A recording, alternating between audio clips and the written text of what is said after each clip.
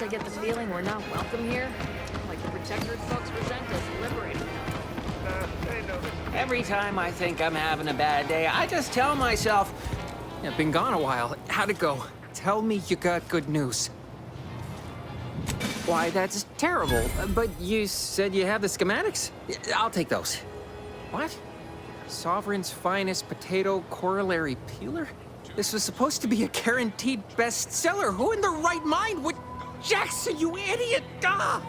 It's a good thing he's dead, because if he wasn't, I'd kill him! There's no... God damn it! I'm never getting that promotion. This was supposed to be my easy path to a promotion. Must be something I can do to salvage this. Tell me, did you come across any other advanced Protectorate technology while you were there? Anything more, well, easily marketable?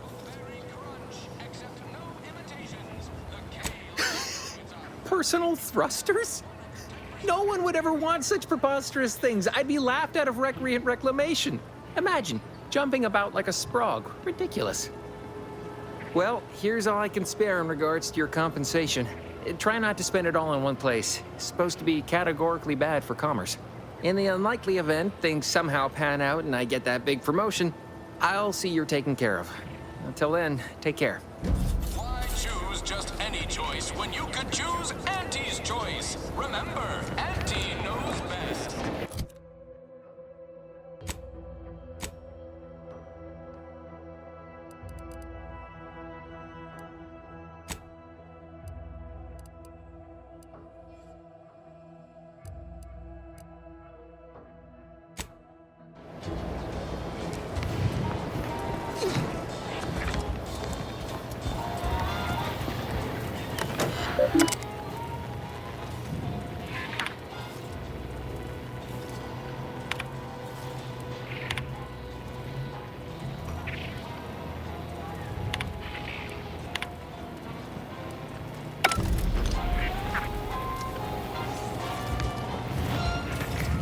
these riffs got me awfully perturbed.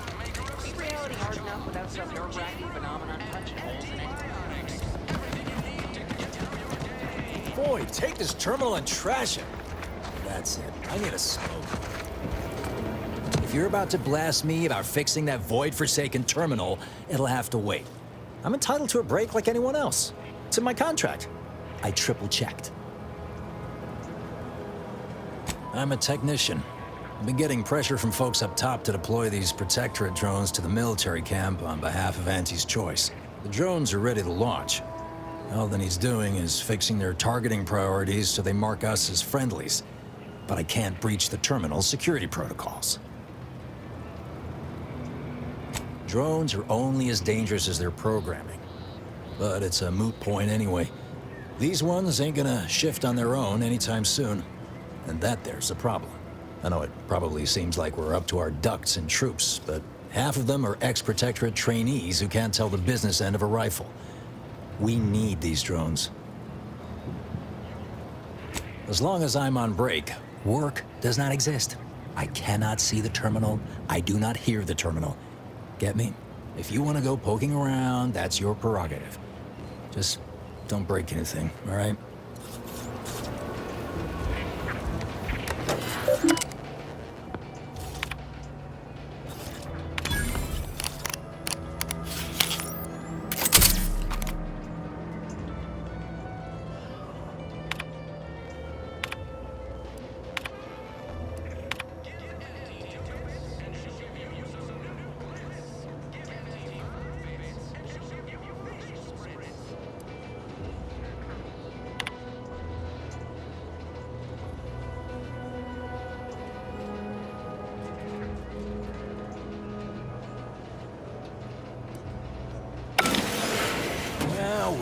Look at him go.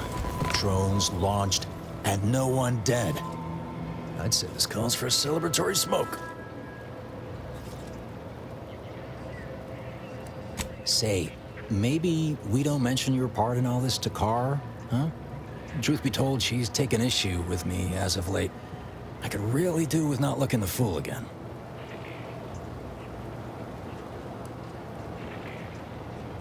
You're a real pal. You will definitely be getting a high score from me during the biannual peer review. And before you go, take these. Reckon they'll come in handy to someone of your expertise.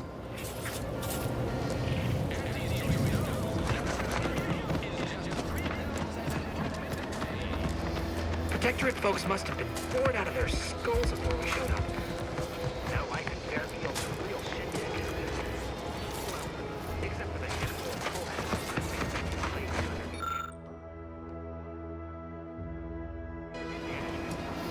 sure fix them. Schedule an appointment if you need to talk to me.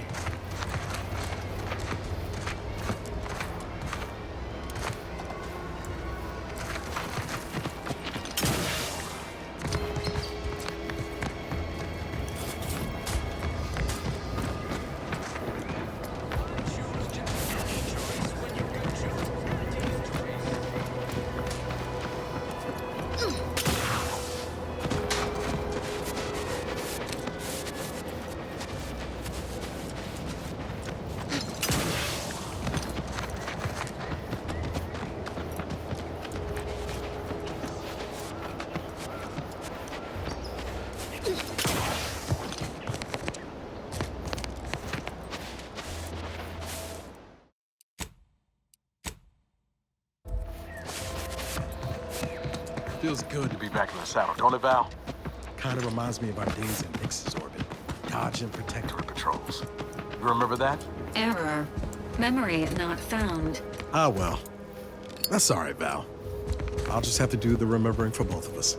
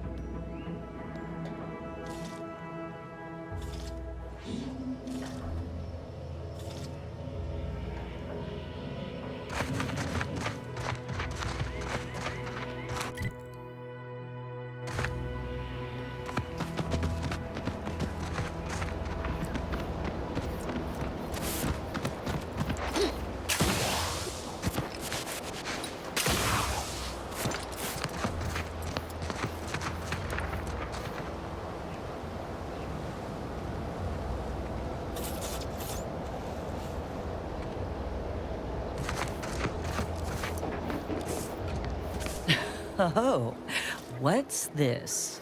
non-protectorate personnel just sauntering up onto my porch, free as they please. Admit I'm accustomed to a higher standard of precaution. State your purpose, outsider, or exit yon way you came. Ah, I see you've discovered some of my misappropriated materials. Careful labeling proves prudent and useful yet again. Here, for your effort. A full set of Science Adventures Quarterly was stolen from me and sold to various unknown parties across the island. Since you've already proven adept at their repossession, I would put it to you to locate the rest. In exchange, I will provide you with rarities and bits.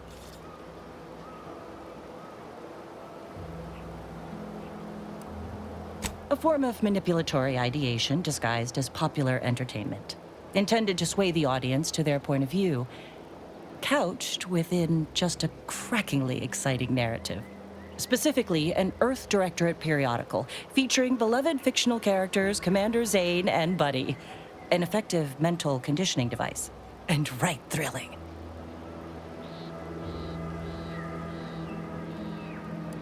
Why, to reclaim lost Protectorate property, first and foremost. The line represented a growth of the medium, from the less sophisticated, two-bit dreadful, both in style and effectiveness. Its remarkable popularity not only mirrored a rise in public sentiment against greedy corporations and tyrannical governments across colonies. The brief window surrounding the volume's release saw a marked increase in skip drone requests for Earth Directorate aid. I believe there remains much to learn from them. It was a popular fiction periodical from not long ago. Each of its 10 volumes featured an exhilarating cover illustration depicting Zane and Buddy's thrilling exploits. Whether they faced automechanical industrialists or robber magnates from the Plutocrian kleptocracy, their tales remained invigorating thrill rides. Ah, quite right. In fact, delightful. I am pleased you are on the case, as it were. So very Zane and Buddy. Return again when you have another 4 volumes, and I will trade them for more valuable oddities. Stay true, outsider.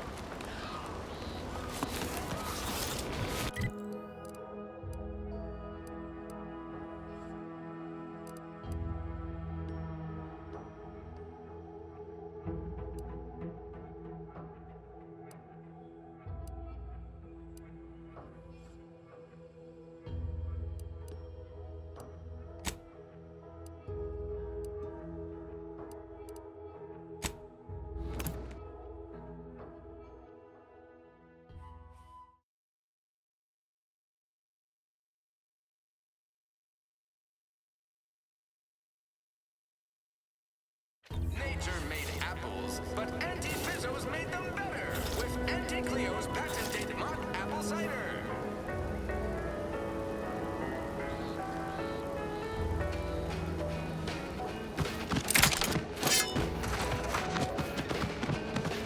I've been bartering with the defectors.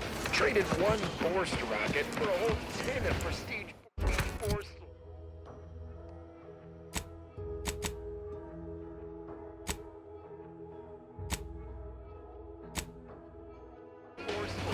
Straight up. Whoever fixes this rift problem is definitely getting a whole side sweep of Elysian Blue.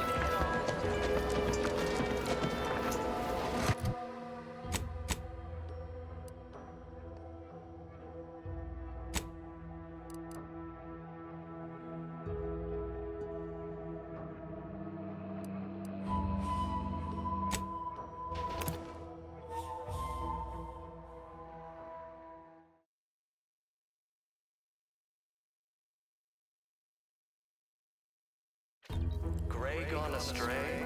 Book a stay today. Are you refreshed?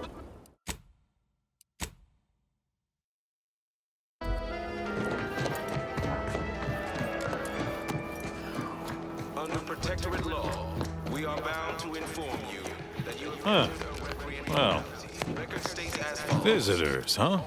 Just meandering about, free of any appointed minder? Not so sure I ought to be speaking with you. If you need someone to talk to hereabouts, I suggest you seek out Vigilant Hogarth. That tall, stately building back yonder is his domicile. Do hate to come off impolite. If you're so inclined, we can pick this up later, after you two. Word to the wise, despite what you might hear, we still consider ourselves part of the Protectorate. Anyone spots an outsider engaging in misdeeds might just open fire. The matriarch herself designed it, and the sovereign embodies and executes on it. Throughout history, human societies were constantly out of balance. Individualism ran rampant.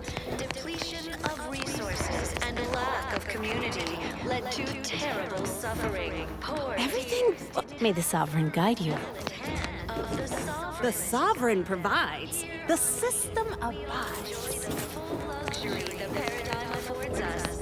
A perfect life of contentment and plenty. We have community, purpose, time for recreation.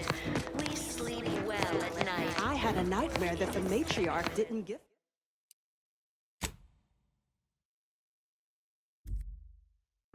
us the paradigm.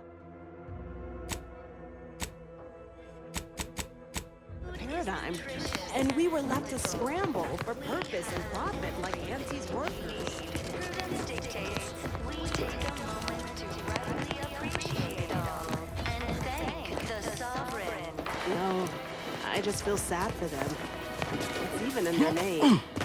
Auntie's choice. Don't take your meaning. They don't have the balanced hand.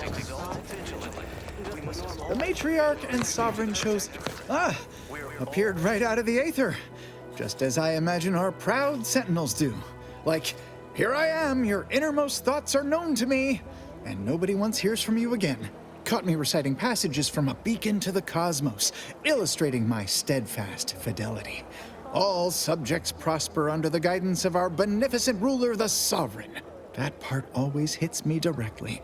To quote my personal log, an essential passage, rightful and true. Charlton Weintrott. Why, that's wonderful. I'm actually quite relieved a fellow customer like yourself somehow saw through my carefully maintained act. Others in Westport fail to perceive my true nature. I am hardly one of the herd around here. A reference you'll no doubt recognize from those keen Auntie's Choice commercials.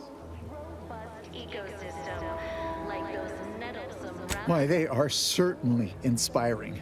There's this one character who just laughs at danger, says he hand makes his own luck. Is that not the grandest thing you ever heard? You and I are just like him. Get up and go-getters. Say, did Auntie's Choice send you here? Don't fret, I am exceedingly skilled at keeping secrets. On your neighbors, same as ever. But prudence dictates we give it a little extra added zeal. If I understand the subtext, that means yes. Dearie me, you are the first secret agent I have ever met. At least in waking life. Now, do tell, what is the latest word from the field? Mental refreshment centers are Of course. Toodaloo. Hey there, go-getter. perfect thoughts. Go now.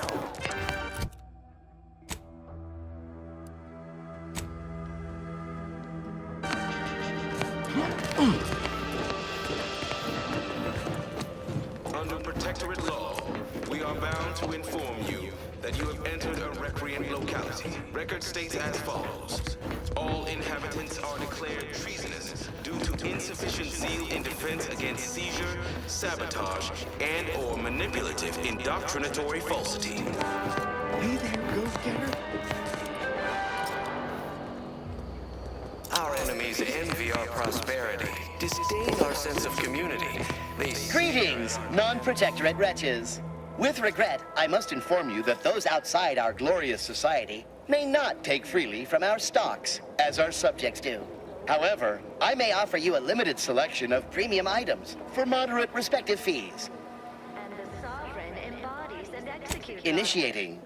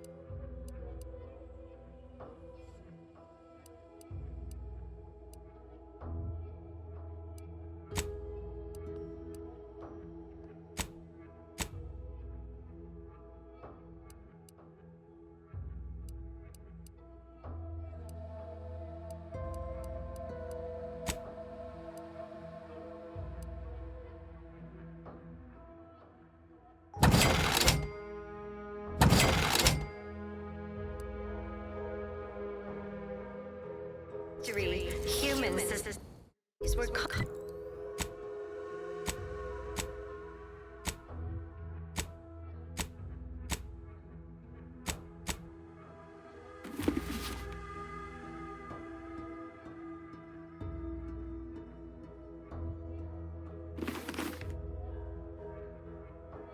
out of balance. Individualism ran rampant. Depletion of resources. Greetings, non-protect. However, I may offer you a limited initiating.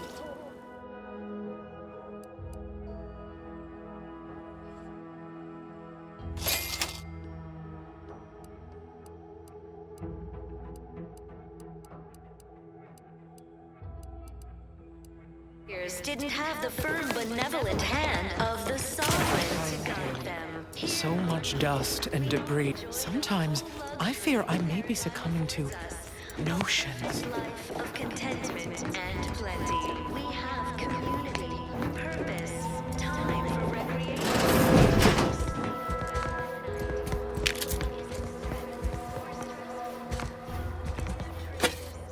Prudence dictates that we watch our neighbors, but I may just invite him over to make it easier.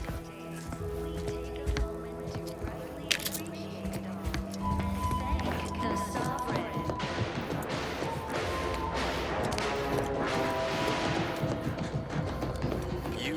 I was sad for a moment, but prudence dictates we cherish our community. To the most exalted vigilant.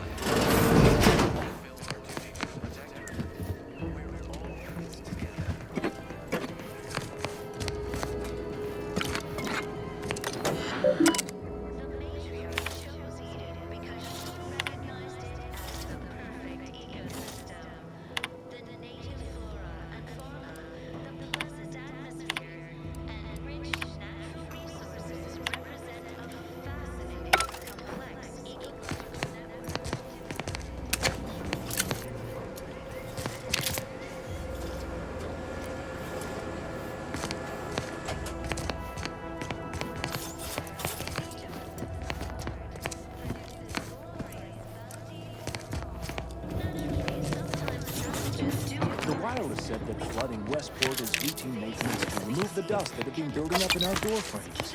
The Sovereign really does think of everything. Like those meddlesome Raptidons, or the base individualists within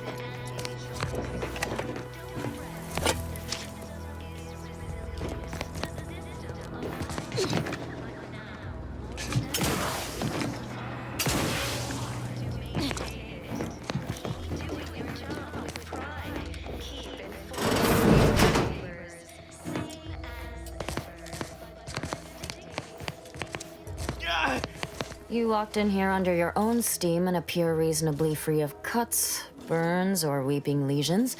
So, I assume you're presently devoid of mortiferous injuries. Good. Because we've got more of that than we can handle. You haven't heard? When Antes invaded, they broke the seawall. Flooded nearly half the town below, where most of the domiciles were. A number of our subjects drowned. Others got concussed, or even crushed. A few were electrocuted or exposed to caustics. Took a while for our water purifier to catch up, so some drank tainted water, which is not good for you at all. I'm glad it's working again. All right, well, don't let me keep you. I wish everyone's neighbor Prudence was my actual neighbor. Except my domicile is presently underwater.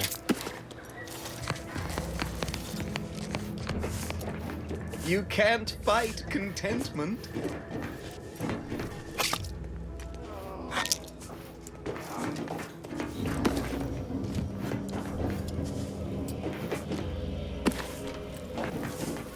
Of course, it's part of the Sovereign's plan. He floods our houses, which makes more habitat for fish, which offers us more to eat, which gives us the strength to build new houses. But then, how do I cook the outsider? May you realign with the paradigm. You've returned. Consider finding a human companion if you seek conversation. Nice weather we have been having, or not having. Goodbye.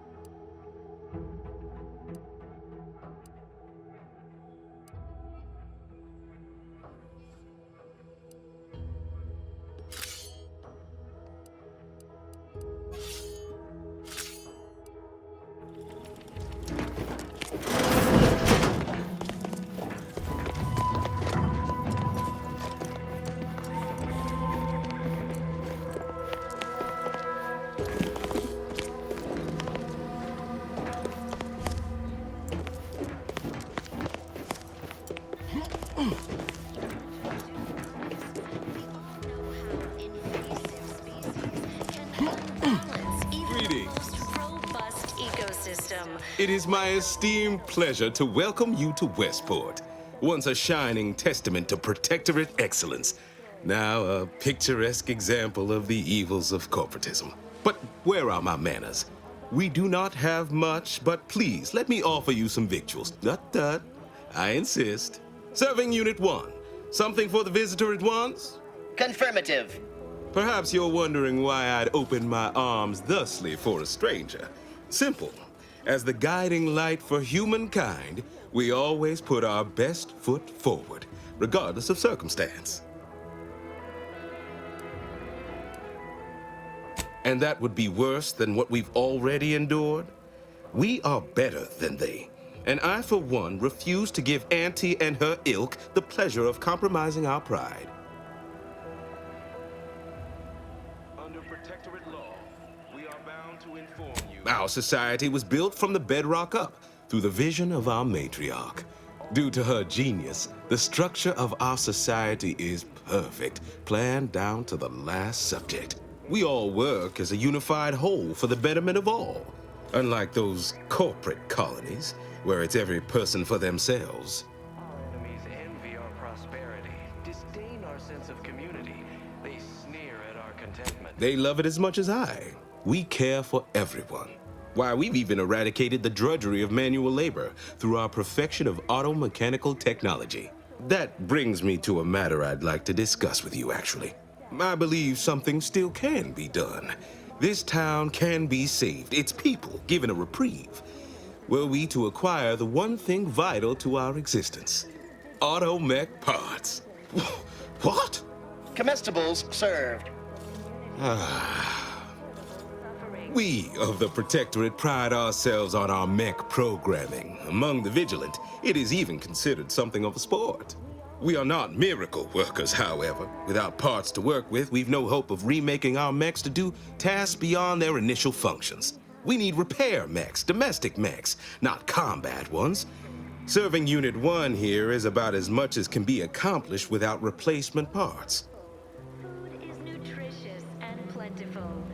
We have everything we need. We are of like minds. We lack not the skill to do so. Our wily chief mechanist can reprogram the mech, but not without parts. Unfortunately, we lack ready availability of said parts.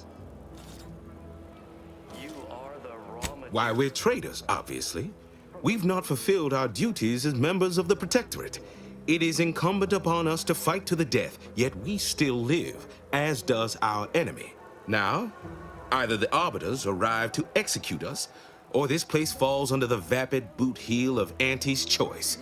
No matter who wins, we cannot sustain ourselves here for long. Flora and fauna, the pleasant atmosphere, and rich natural resources. These fine and decent folk don't deserve having their lives thrown away on account of my failures. If I can return the settlement to a reasonable facsimile of its previous glory, sufficiently functioning by employing mechs reprogrammed to repair and rebuild, the Arbiters might see fit to penalize only me, commute the others' sentences, allow them to maintain things around here in the spirit of continuity and such.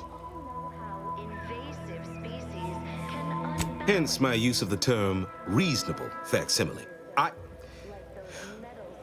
I owe it to every single person here to try.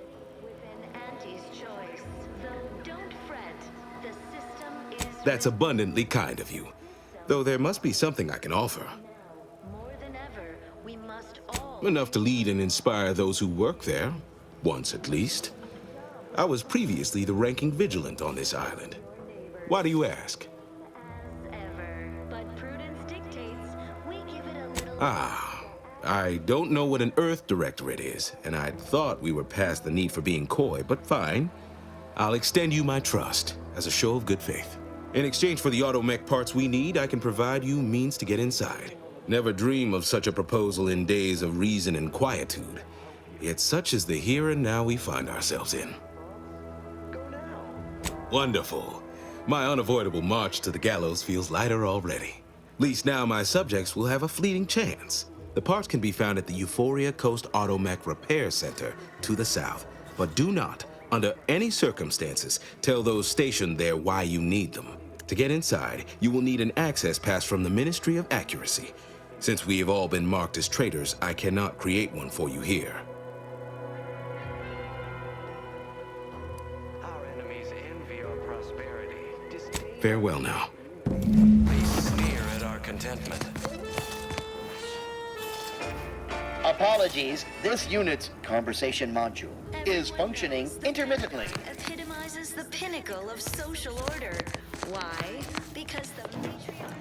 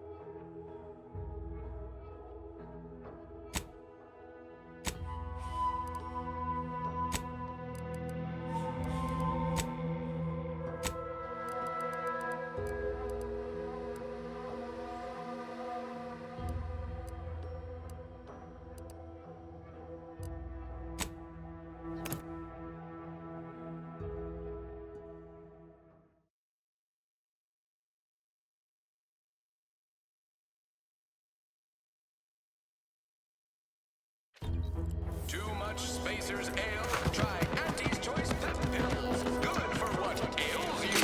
No, I can't recall seeing any of these protectorate types ever run a scene on each other. Weird, ain't it? Seem to really respect and care about you. I worry Zeb's in over his head with all of this.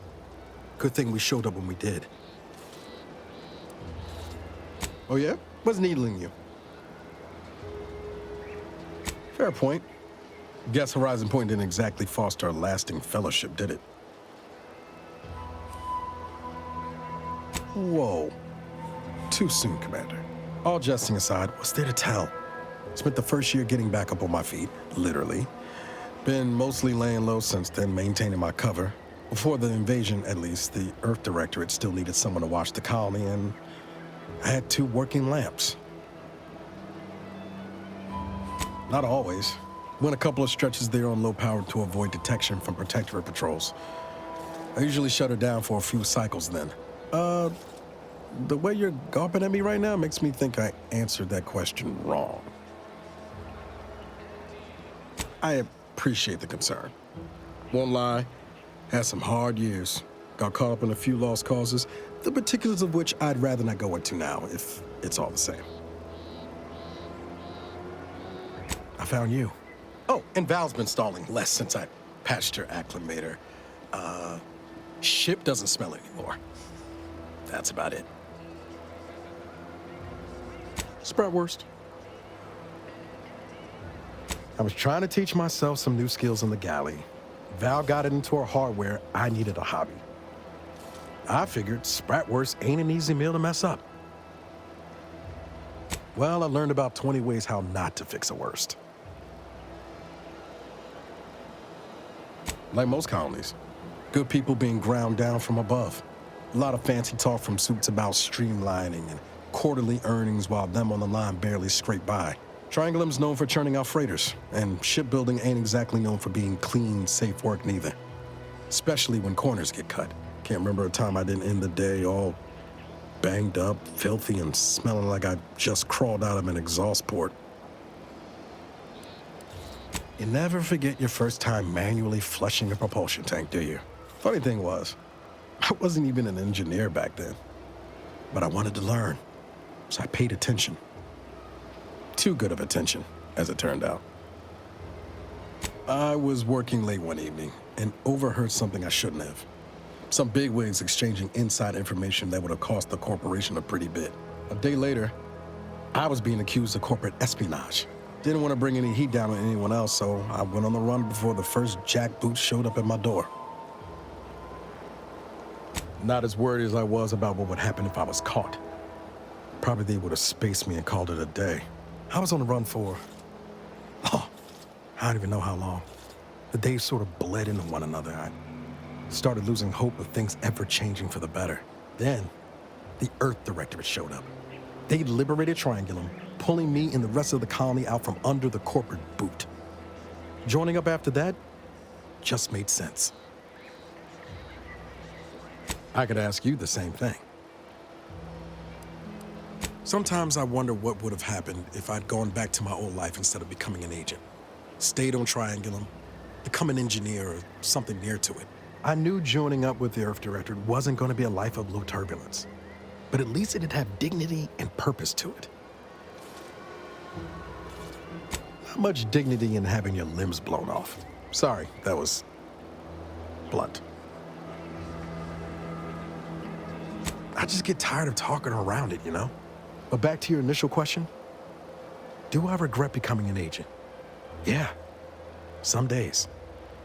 But then there's days like the one when I found you, and, well, not much to regret there. Only thing I know for sure is my opinion today is colored by more than just the rosy tint of a low-run kid looking up at the stars. Life's not fair, but it keeps on. You buttering me up for a favor?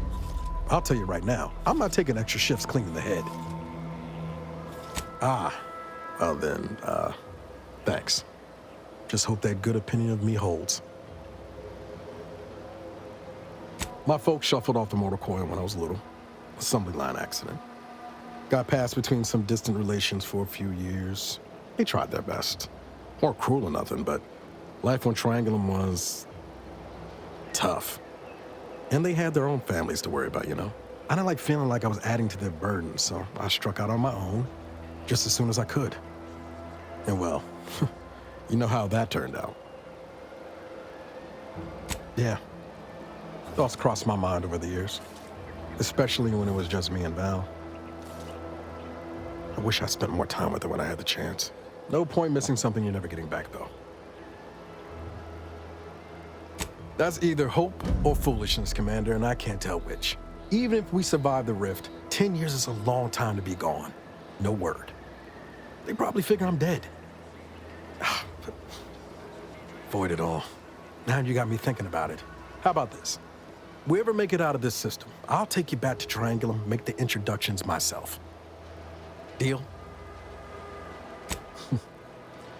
Oh yeah. They're gonna get a real charge out of you. She was one of the forward agents who went ahead to assess just how bad Triangulum had gotten. We met while I was in hiding, and I helped her learn the lay of the land, as it were. She was no nonsense. I thought her one of the smartest people I'd ever met. And while she could also be cutting, I felt like I only caught her edge when I deserved it. I liked her. And for some reason, she seemed to take a shine to me. But she wasn't around long. By the time I officially joined up, she'd already moved on to the next mission. Sure was. Kept hoping I might run into her during training. But now I know she was busy turning her coat here in Arcadia. I've got time.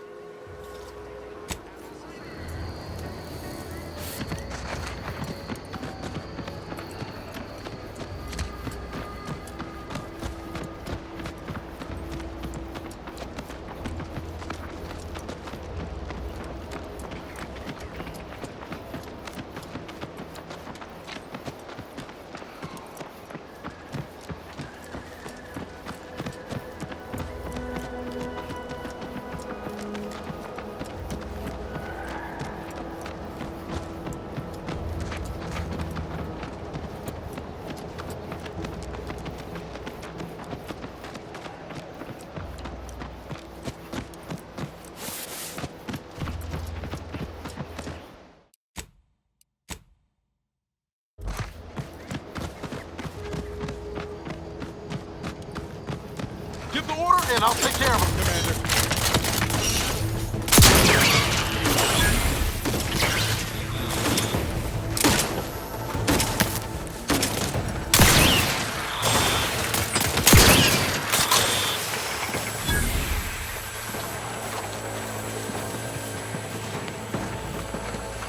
Sequencing attack strategies.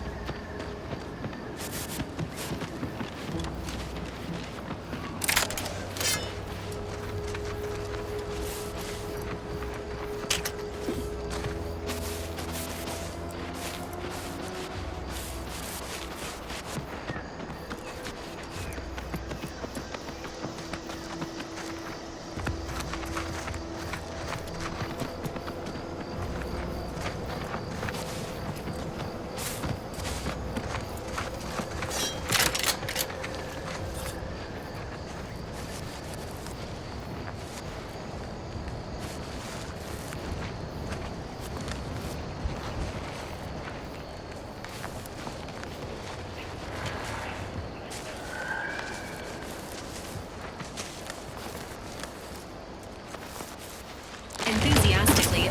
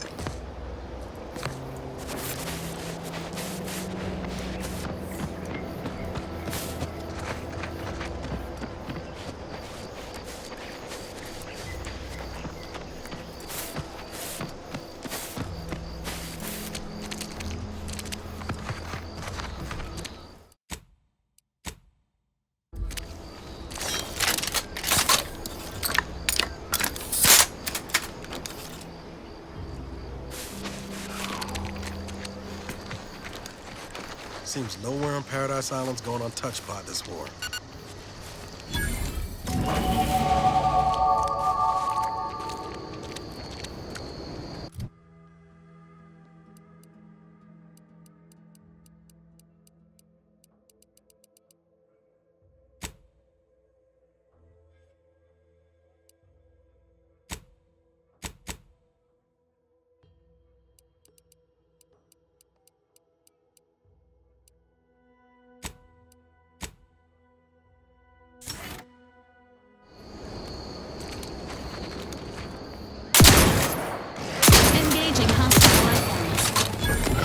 Emergency protocol.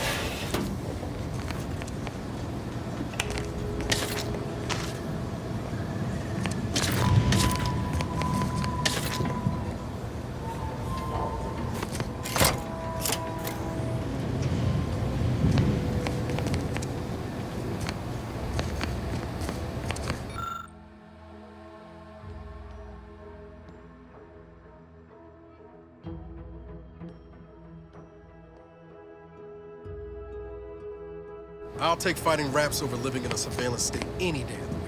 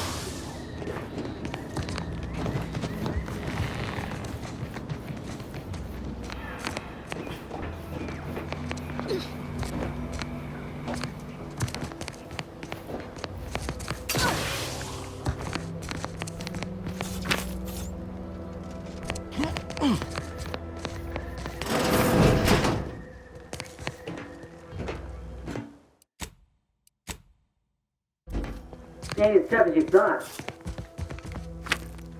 Hey you! Get over here before you get yourself killed!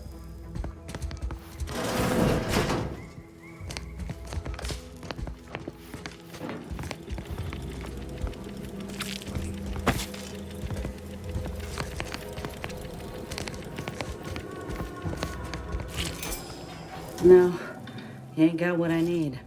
And you can't come stumbling around here looking like prey. These raps ain't had a bite to eat since their pods dropped from the look of it. And a desperate rapt is a dangerous rapt.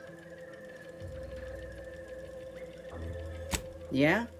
Well, I'm Trooper Silong. Inez, former combat medic, Enhanced Soldier Division. Now just a menial troubleshooter who looks to have gotten her job swept out from under her. They're always counting me out.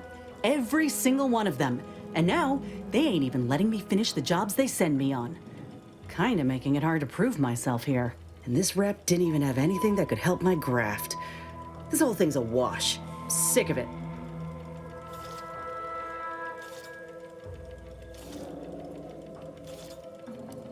Well, the only people who believe that are in this room right now.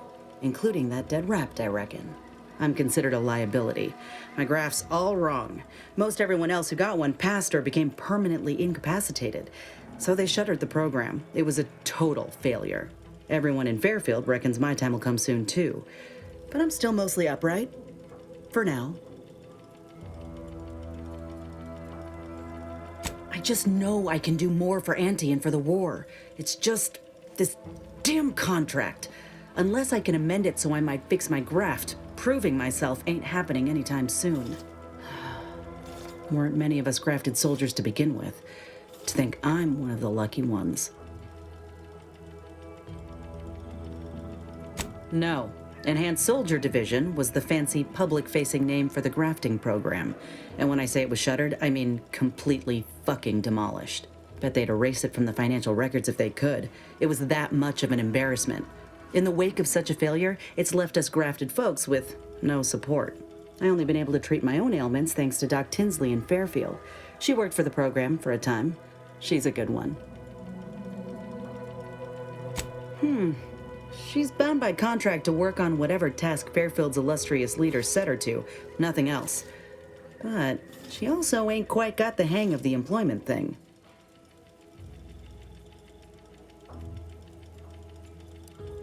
You looked at the fine print of an employment contract lately? It says any action taken by a worker that could result in impeded work must be approved by the contract holder. Not only would trying to fix my graft impede my work, but it's also financially unviable, unproven, a risky investment. So I'm stuck with a limb that's slowly poisoning me.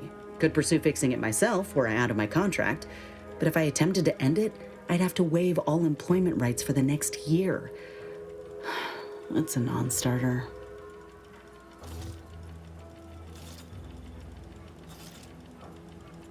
Let me put it this way. If I was already on the bottom rung, this knocks me clean off and buries me in sand. But I started from nothing before. I could do it again. Maybe. Get the feeling you will. Anyhow, think I'll return to Fairfield to have a little chat with Milver Street. Good luck in there. Mind the raps. Just me, or did Inez remind you of Helen? Tough like her. Shame she's with Auntie's Choice.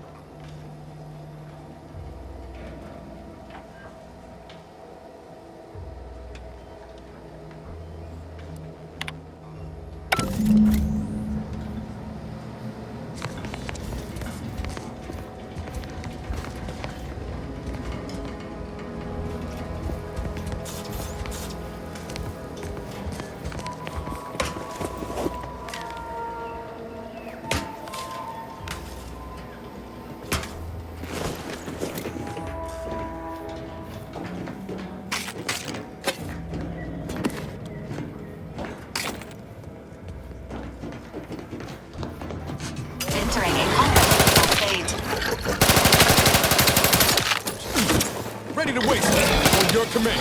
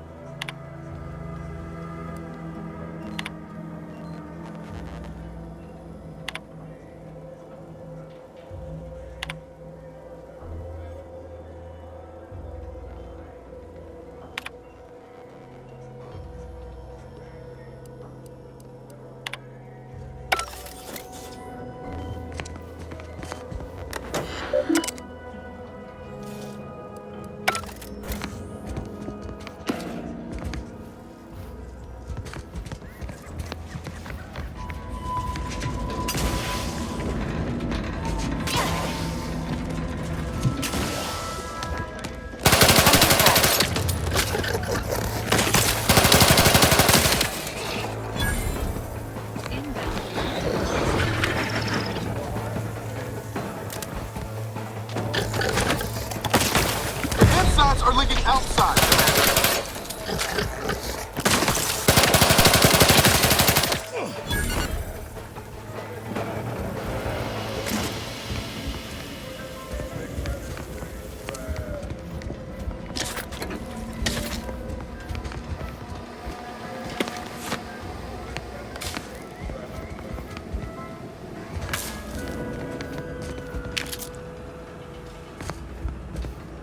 Protectorate Sanctioned Wireless presents I, Red Cloak, the assuring adventures of a mysterious sentinel.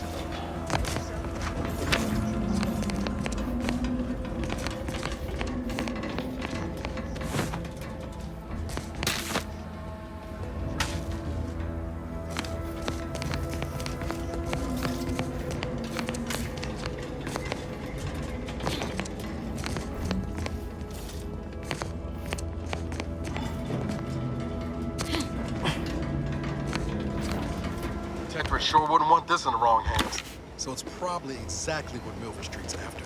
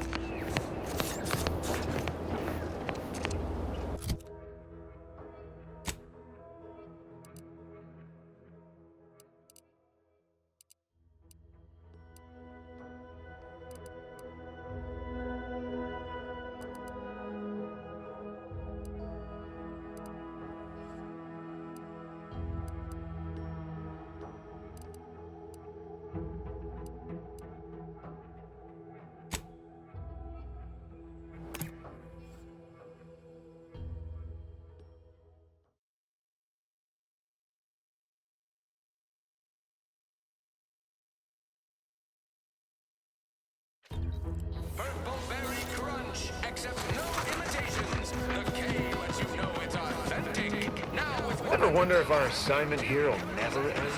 Like our employment contract. I ain't even close to hitting rock bottom yet.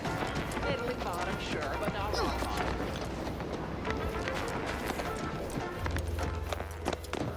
I don't much appreciate you undermining my work, Minister. When have I ever not made a go of a job for you, huh? Is it so... Bad Trooper Sealong, no mind. The individuality encouraged by Auntie's choice sometimes inspires employees to speak out of turn. How has your progress been? Have you acquired what we discussed? Excellent! Pleased that someone in my employ can be relied upon. Here, have one of my finest suits as a token of thanks. May it aid in your capture of hearts and minds. Again, you gave away my job and told my replacement to send me home. That don't make me wayward, and it sure as shit don't make me unreliable. If this contract weren't staying my hand, I reckon you'd be answering to it right about now. You mean grant preferential treatment to a subpar contractor? And I suppose the bits for such a procedure shall simply manifest from the ether? And if I die or leave, how do you reckon failure to retain an enhanced soldier would look to upper management, huh? Please pay this disgruntled employee no mind. What would she do without Auntie's hand to guide her if she were unemployed?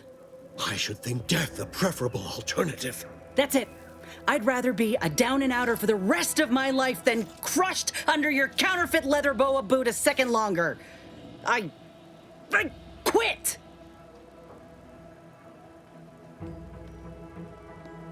It most assuredly is not good for her. This is unheard of, and I might add, you'll not be welcome with an Auntie's choice once more. We'll not take a contract shirker back into our fold. So you say. But Auntie's choice ain't seen a trooper like me before. You'll regret counting me out. Till then, I hope you choke on your mock apple martinis. And you, I got a proposition for you. Come find me when you're done with this clown. She will most assuredly regret her decision. Most assuredly. But I suppose that is no longer my concern. Now, where were we? Oh, yes. The acquisition of this information is but the first part of my plan to bring our foes into the fold and to ensure my future. The second is my operation in Westport. Worry not. The culmination of my plan will bring me the tools to aid you in your endeavor to enter the Vox station. Westport is a shell of the bustling town it was prior to the invasion, though a handful of Protectorate Yeasayers still cling to it. My plan requires their conversion.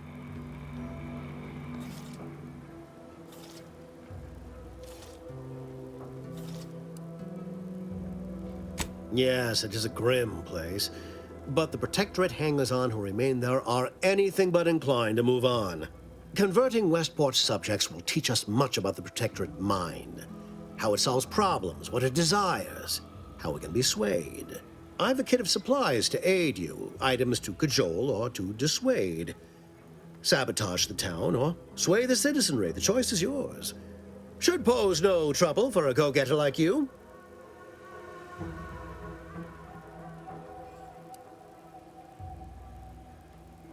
Perhaps.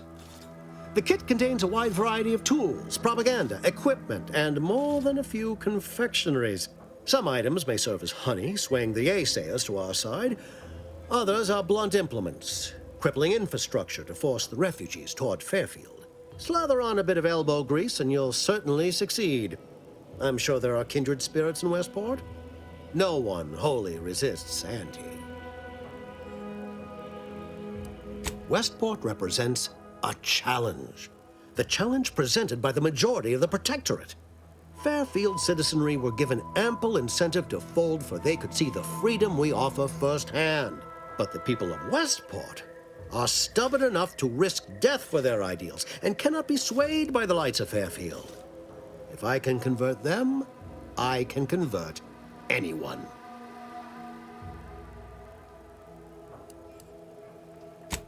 Shh, not so loud. The hat can tell when you're questioning it.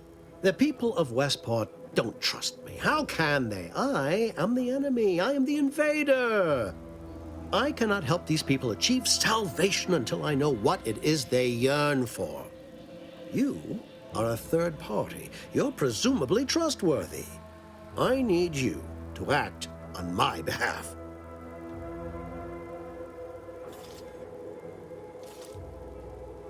I say if the situation is serendipitous, so much the better.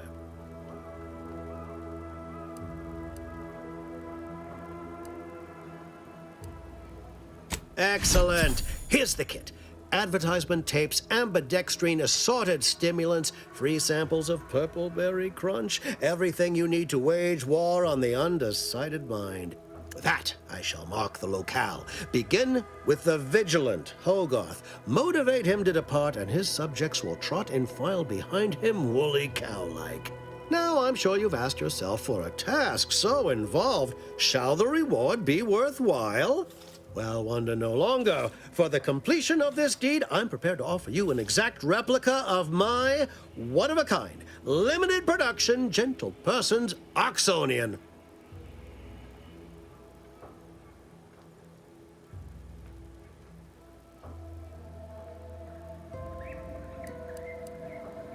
Of course, I'll be happy to pay you as well, but I was under the impression that good looks were priceless.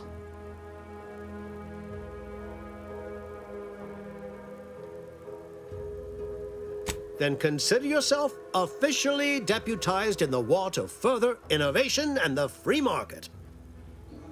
Be forewarned. I can only guess at the needs of the denizens of Westport. You must engage with them, gauge their situation. Only then can you motivate them adequately.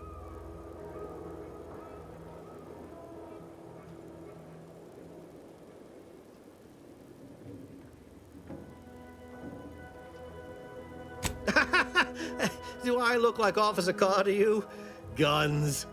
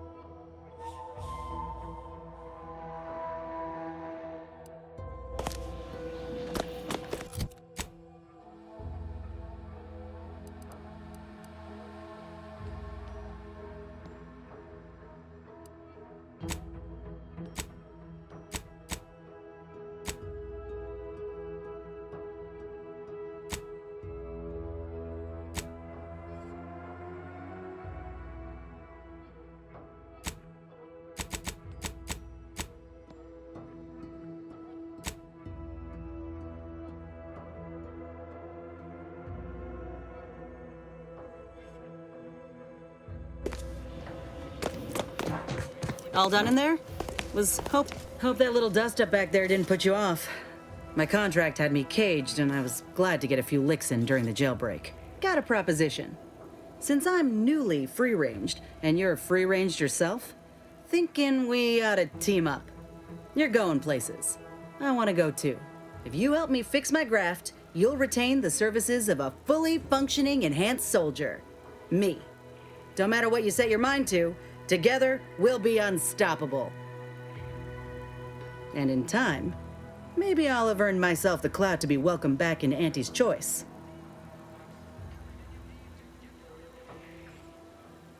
Had a feeling you knew a good offer when you seen it. Once I'm in top form, you'll be pleasantly surprised to see what I'm capable of. Just gotta find out how to get there first. Doc Tinsley worked with Grafts for some time before she came to Fairfield. Damn fine scientist. Reckon we should visit her lab at the edge of town to see if she's got ideas for us. This much of a crowd's not likely to keep a low profile. Someone ought to head back to mind the ship. Acknowledged. After you.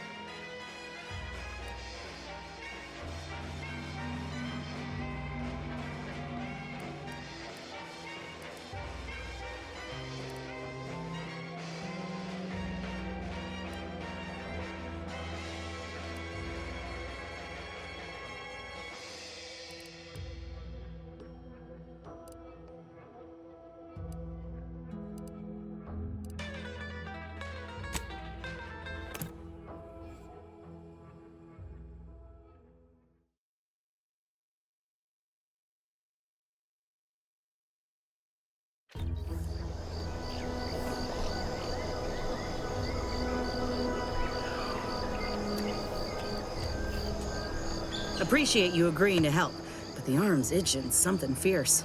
Ready to do away with it. We ought to head to Doc Tinsley's, quickly if we can. Anyhow, was there something you needed, Commander? How personal are we talking? Couldn't say. I was in it all of 2 days before my graft started festering. Before that, I was an infantry medic. Our platoon was one of the first to touch down in Arcadia. I would have continued serving on the front line in an upgraded capacity, but, well, once the state of my graft became apparent, it was decided that parting ways would be best.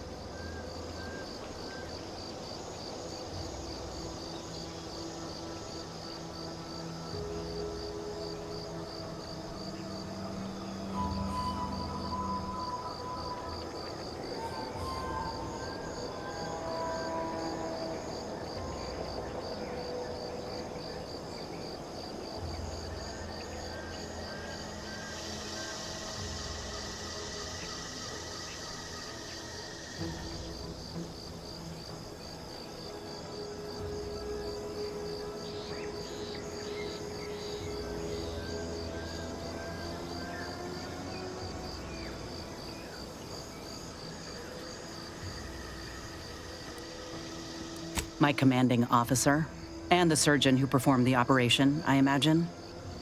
I wasn't lucid at the time. When I regained consciousness, I saw that my service pistol was gone, and a termination notice was in its place. I put 2 and 2 together. Law, that was a bad morning. Look, I knew dismissal was a possibility when I volunteered for the procedure. A successful graft is a boon, a failed one is a colossal liability. I'm a walking lesson in breakage.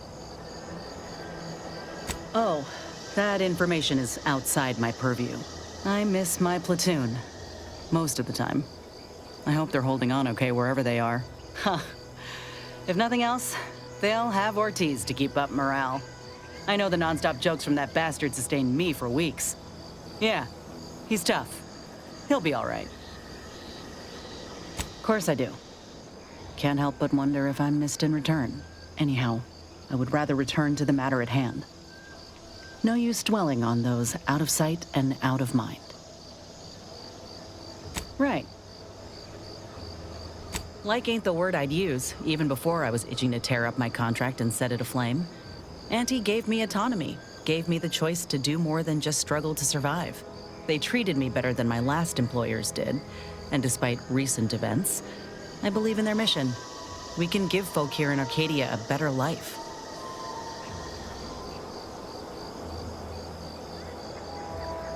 What, did you think I was born into it? How else do you grow a corporation to this size without doing outside recruiting? Take a look at what most systems offer, and what Auntie's Choice provides. Do the math. I'm just one of many who welcomed the chance to enlist with open arms. Of course, going from a life lived in squalor to one that rewards you on merit, it would send anyone's mind spinning. Now, do I got qualms with Auntie? Sure, but I'll tell you what. When she overthrew those Spacer's Choice bastards in Tau Ceti, my home system, that takeover was the best thing that ever happened to us, even if it took time to see it. But I reckon that's a tale for another day. That all you wanted to discuss, or... Fine by me. Well, like I said, we were both in the same unit. Me as a combat medic, him as a machine gunner. Everyone in my unit was from Tau Ceti, so we already had that in common. And we served on the front lines, which made us look out for one another that much more. See, most of us were laborers, and we just got our first real shot at something greater. We wanted to make a name for ourselves, and what better way to do that than become a hero? Our onboarders promised that if we demonstrated exceptionalism, showed initiative, that we'd get promoted quick.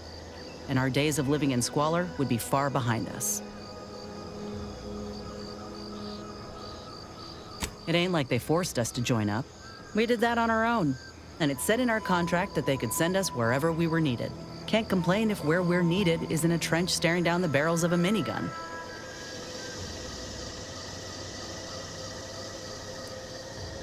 I reckon that's a difference in perspective. We spent a week crouched in the same foxhole under aerial bombardment. Shared water one sip at a time by the end of it. Anyone would have been friends after that. I don't know if I would have made it out alive without him. Maybe I'll tell him that over a beer one day. Praise him in front of the whole saloon. Law knows he's got a thing for heroics. Better than I'd feared. Only had to bury 2 troopers and amputate 5 limbs. I'm thankful every day that the Protectorate can't aim for shit. Commander, has your gray matter reverted to that of a prepubescent? No, we ain't, you know. We're friends. Nothing romantic-like. But maybe could have been, under other circumstances. But I'd say those circumstances have well and truly flown. He kept me clear-headed.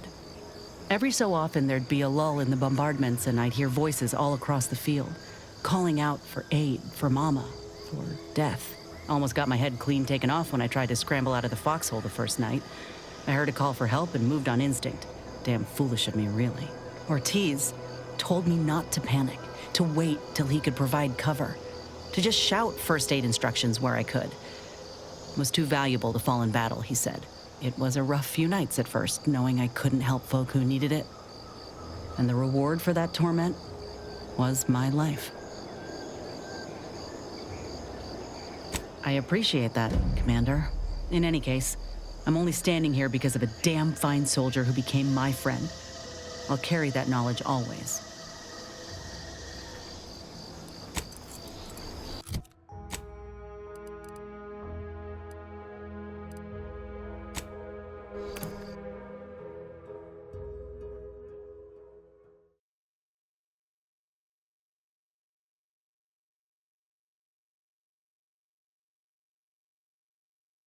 Give Auntie 2 bits, and she'll give you some new glitz. Give Auntie 5 bits, and All these rifts got everyone riled up, including me.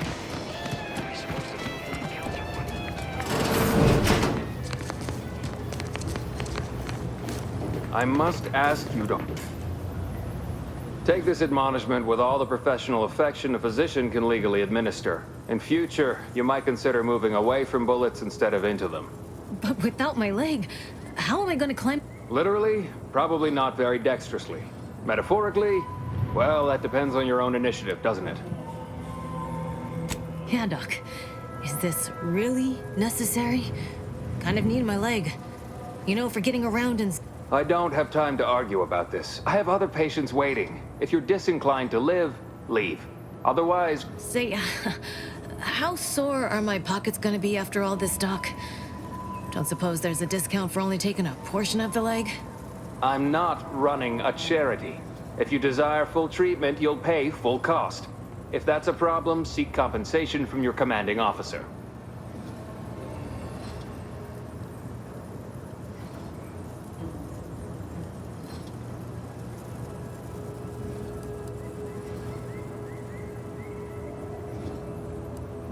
While you're in my office, I'd ask that you do not discourage my patients from acquiring the necessary funds to save their lives. Thank you. This is a mighty big decision, Doc. I don't encourage delays, but very well. It'll take a few minutes for me to warm up the saw anyway.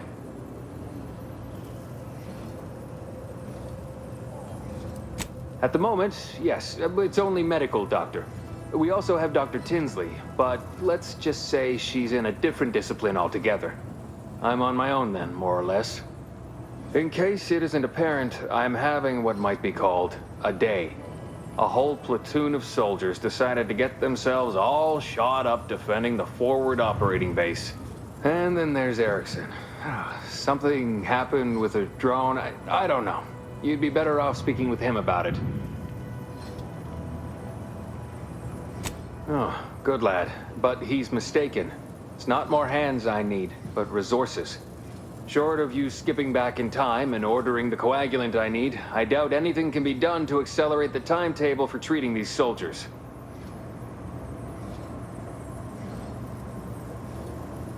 I am a doctor, not a magician.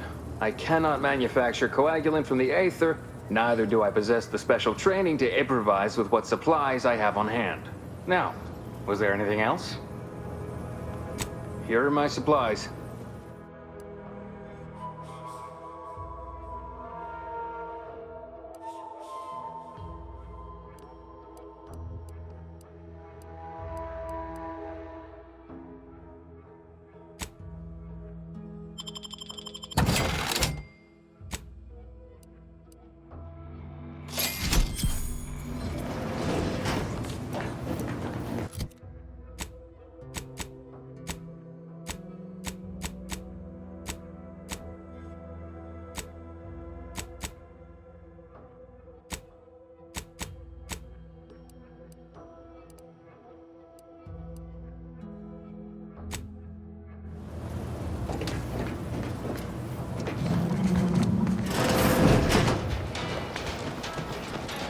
Someday, when I make it big in lower middle management, I'm gonna come back here and find this crummy.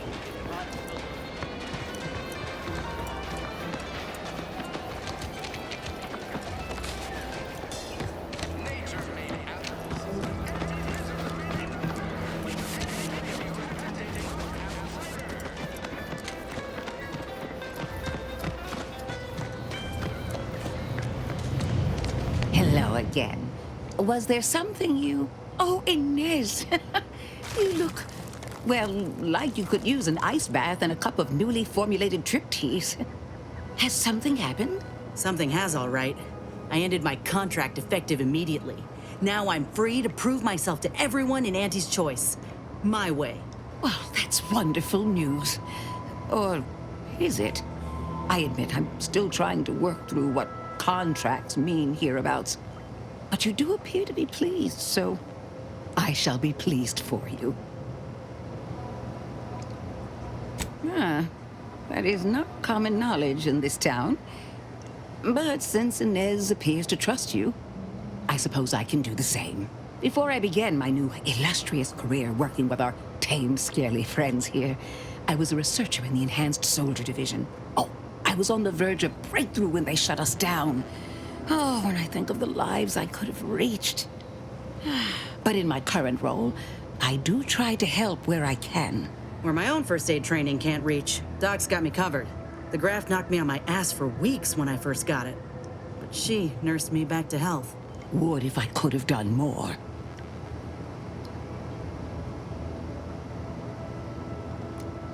Despite your insinuation, there are plenty of good folk around here. But perhaps not many with Doc's particular skill set. I understand your reservation, but I do care deeply for all my patients. Inez has attested to it. And so can Copernicus here, when he is freshly fed. Where was I? Right. I have a lead, Inez. I've identified 2 viable beasts on this island that you may be compatible with. Though it may not be easy to acquire the suitable specimens.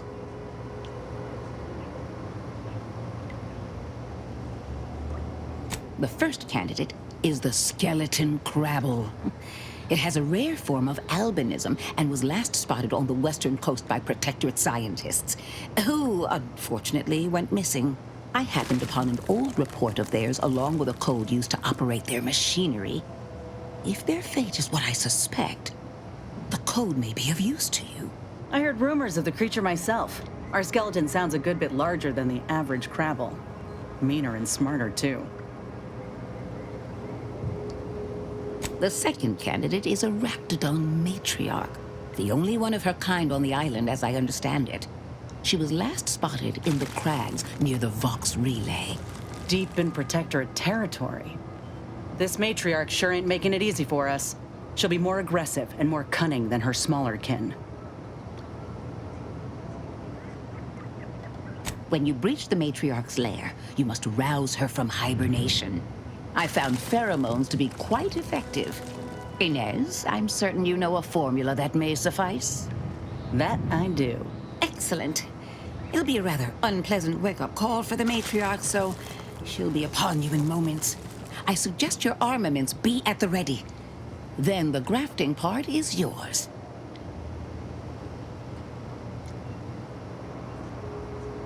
Yes, though I would recommend a careful surgical removal of the specimens, please. Now, when you acquire one or both of these parts, return here straight away, and we can begin surgery.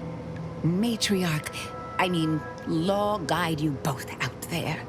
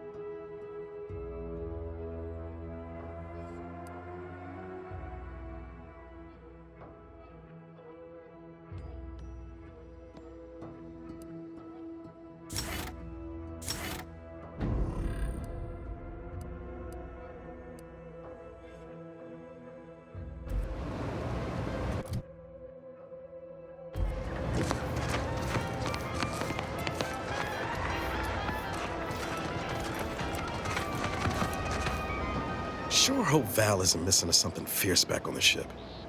Anyway, need something, Commander? Sure. Always happy to tour around for a bit. What did you have in mind?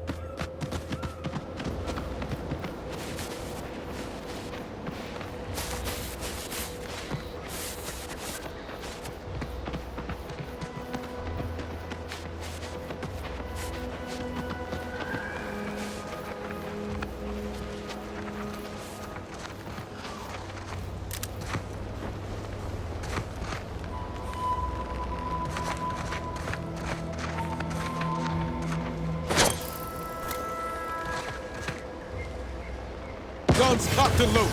Just get the signal.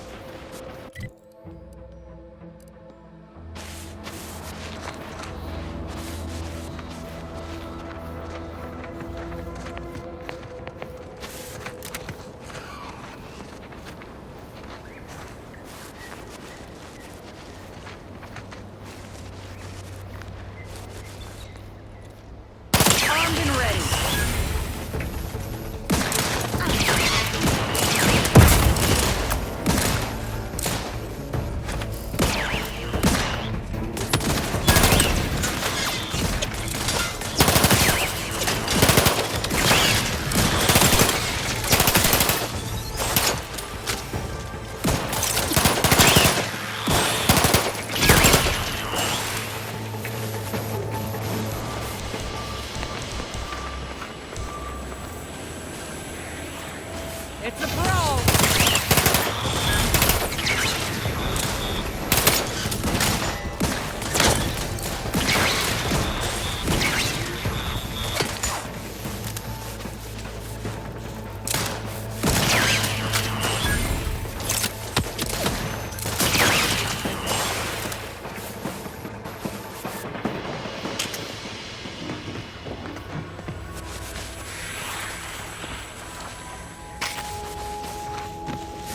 Liquidate him!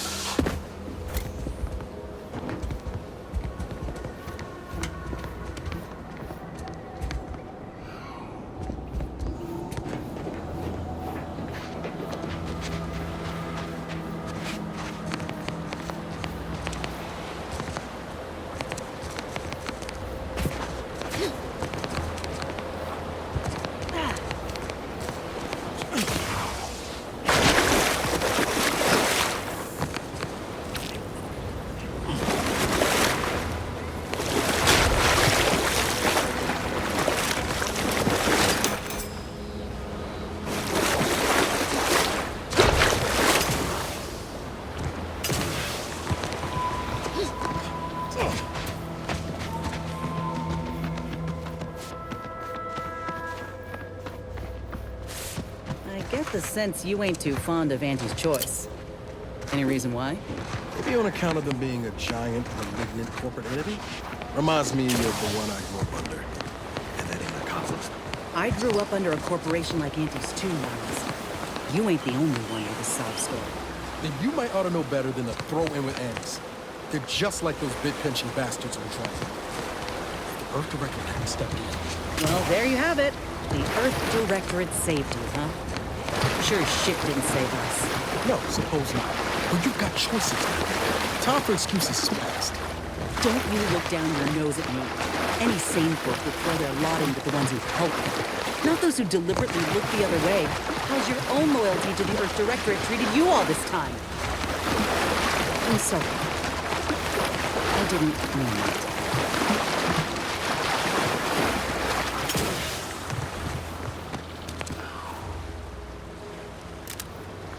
See those burrows?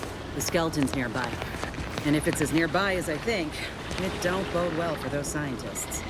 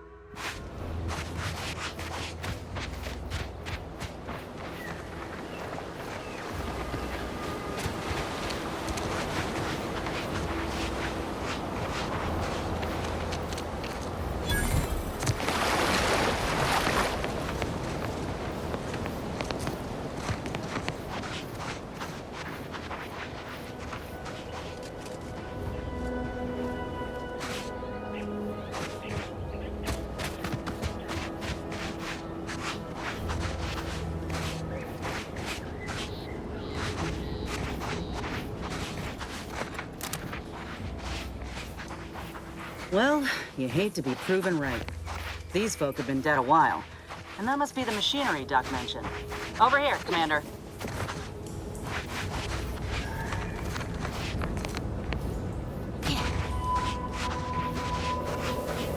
Huh. Seems this terminal reroutes power to speakers around the cave. They were using sound to lure the Krabbles out. Let's see here.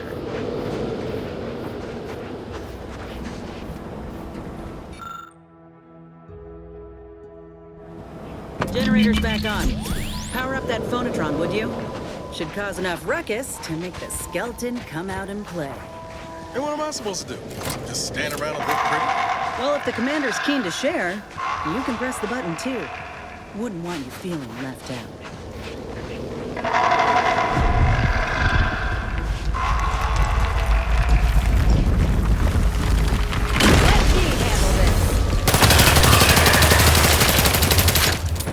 Making it easy for us.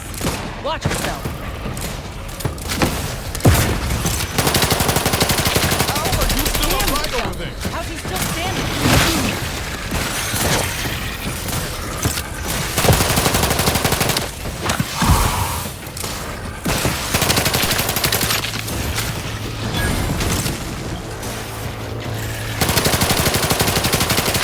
Almost got it.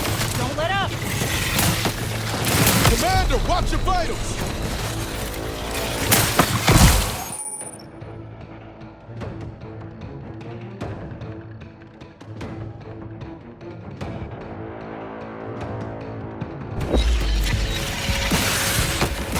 Let me know when you need a distraction. I do it for you.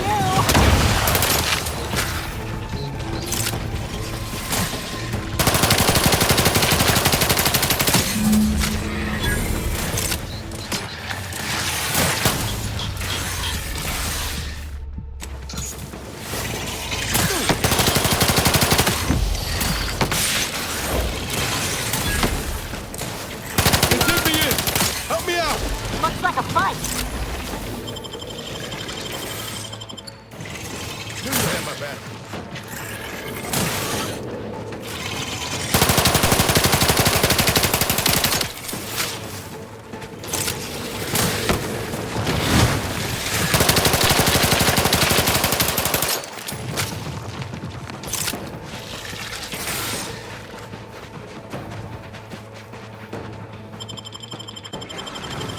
Back in business. Take the heat off you, Commander. Just say when.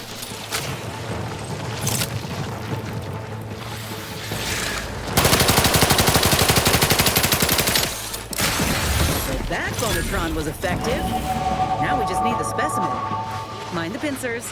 They can be a little feisty even after death.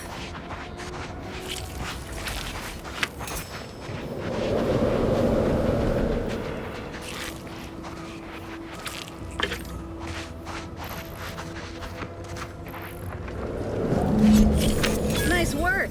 Mind bringing it over here so I can take a gander? Muscular reticulation's still intact. Cartilaginous integrity mostly sound. A good clean cut. And the pincer's still sharp. Yeah, this'll do just fine. Shame about all the scientists, though. Was hoping this wouldn't be too steep a price. If you still got some hunting you, that Raptidon matriarch's on the loose. Her den's not far from the Vox Relay up north. Elsewise, we head back to Fairfield and speak to Doc Tinsley. North it is. After you.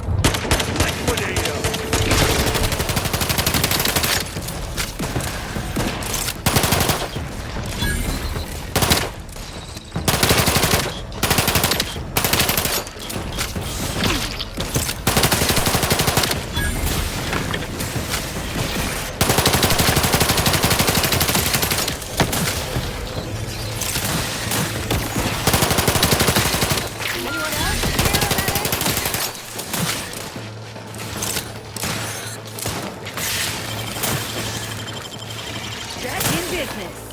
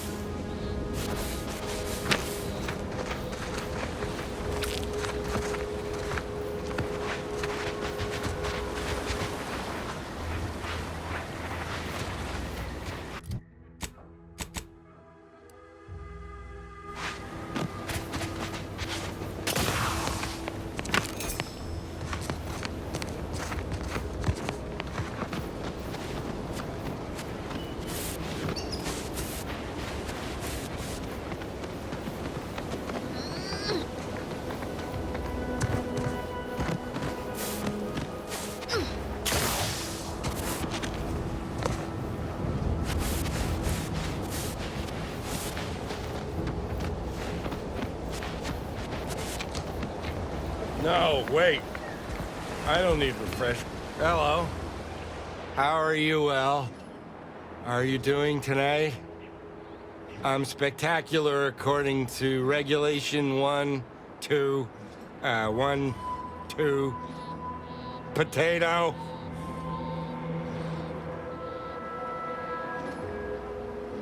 What I need is potatoes. I'm just, that sounds correct. Loyal subject, la la la.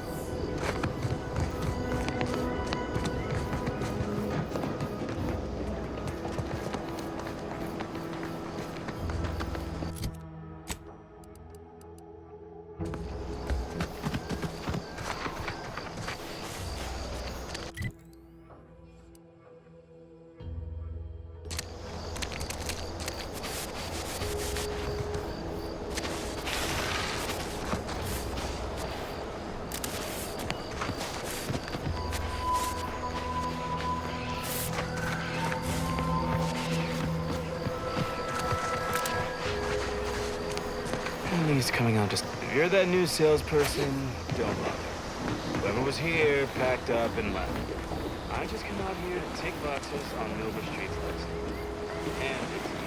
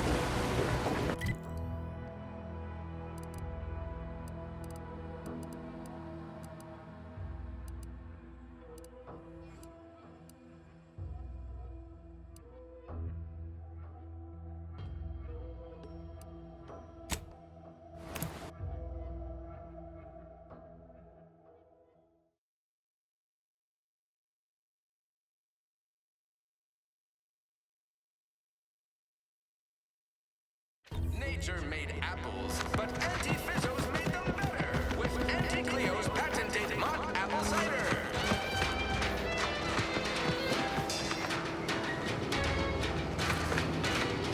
I'm trying not to fret about these rifts so much. Ain't going so often.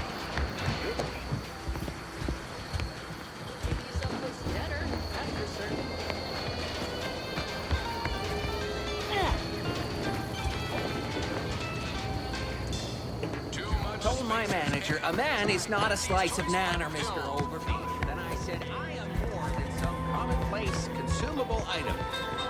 Management disagreed.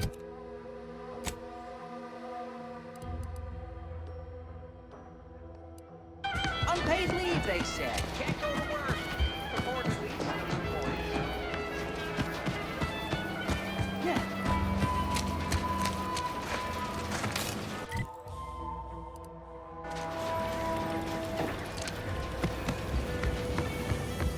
Welcome, welcome.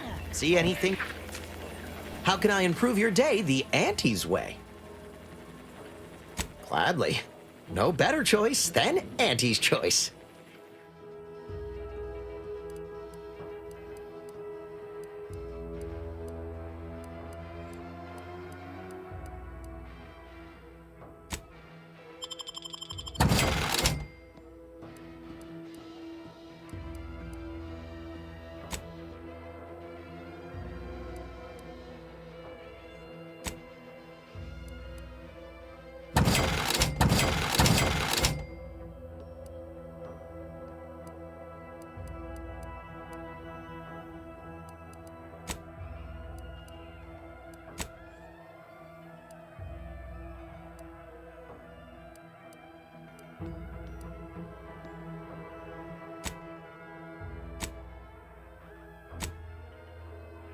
Welcome, welcome. See anything you like?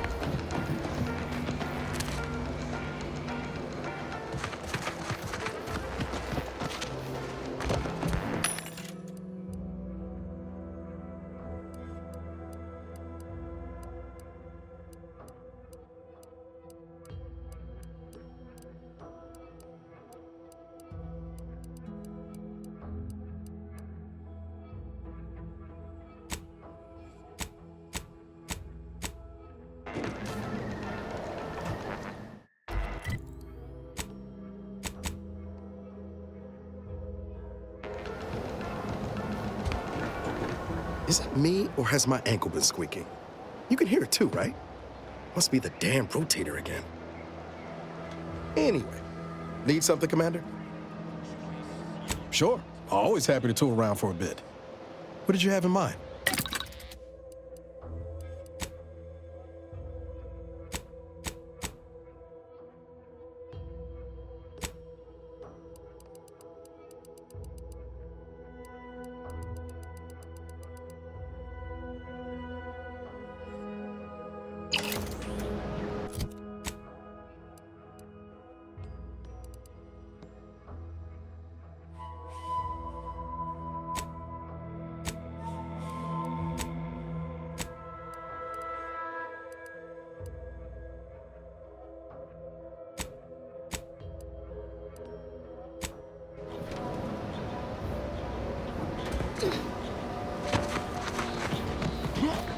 Yeah.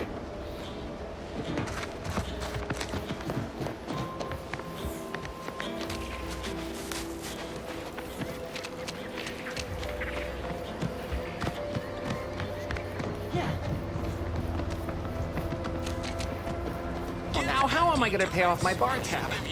Cole's gonna take my...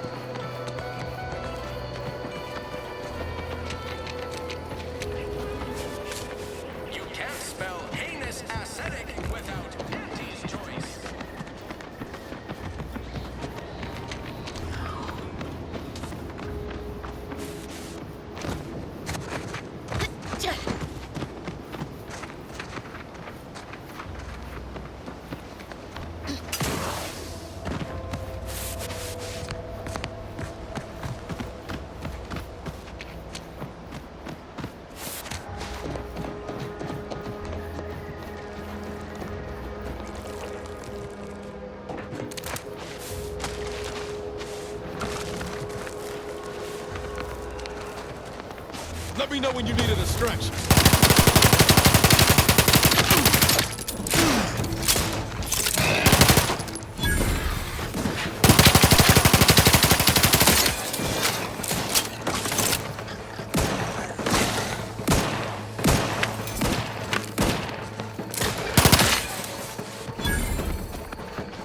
Happy to assist in crafting more ammo if you need.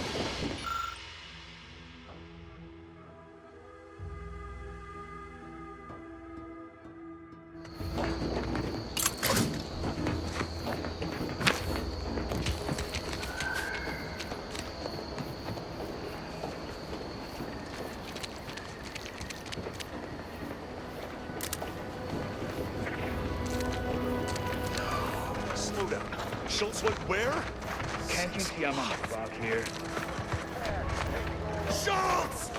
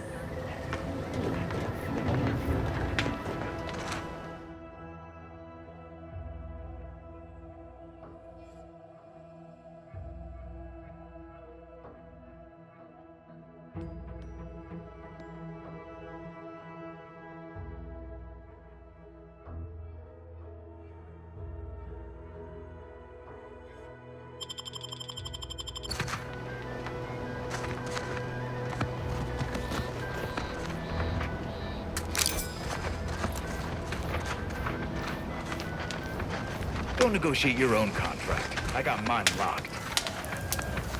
You seen Gary anywhere?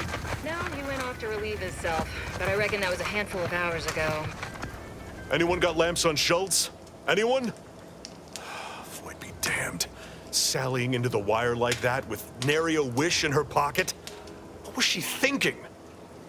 Did I not make clear our orders to hold the line here regardless of provocation? Should my instructions have been more robust? Perhaps assisted by pictures? I'm afraid there's more. Bad news, Commander. She also took Scrabbles, sir. Would that he'd done her more good. Seems Calamity has claimed 2 good soldiers today. You there. I don't normally sanction nameless passers-by giving ear to my private discourse.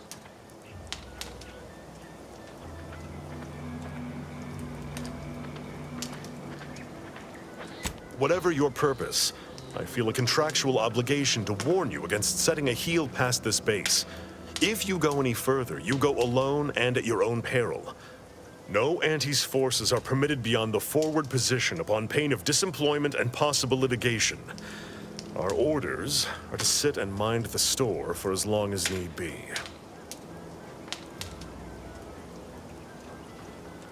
It is difficult for me to accept such laudations at the moment, given recent losses. But I suppose you make a fair point. By steadfastly holding the line here, we forestall any retribution the Protectorate would seek to inflict upon Fairfield. And we will continue said watch until orders change. Calamity digs its claws in deeper. Thank you for notifying me of their demise. I'll send a car for replacements, and pray we do not suffer another attack before then.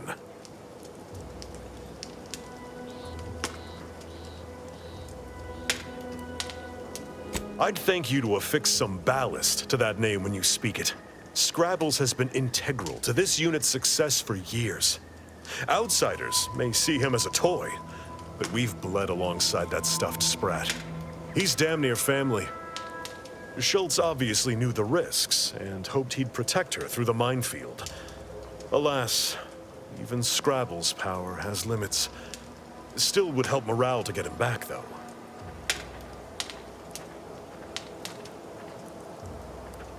I'll pardon your skepticism given your lack of acquaintance, and say only this.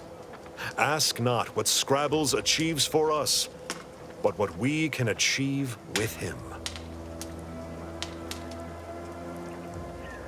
Before you depart, a final word.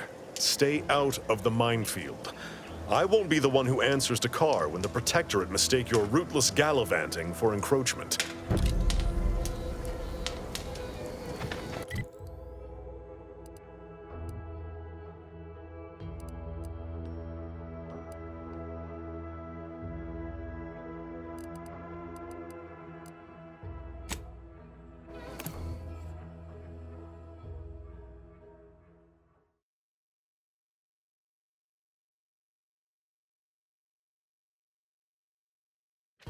You are the raw material for perfection. From the lowliest subject to the most exalted vigilant, we must all fulfill our duty to the Protectorate. Almost missed the routine certitude of my assigned profession. Simply saying I'd rest easier if he'd been a...